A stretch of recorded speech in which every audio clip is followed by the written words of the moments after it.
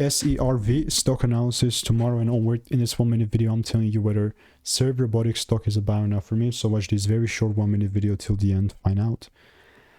Sitting at $18.53. We're also 18% down, almost 52.52, but it's 0.70, so it's almost coincidence, right? My previous two predictions you can see here.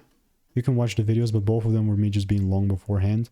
And now, like with the proper, like with the thing that we have now, we're retracing down yet again. Can you believe it?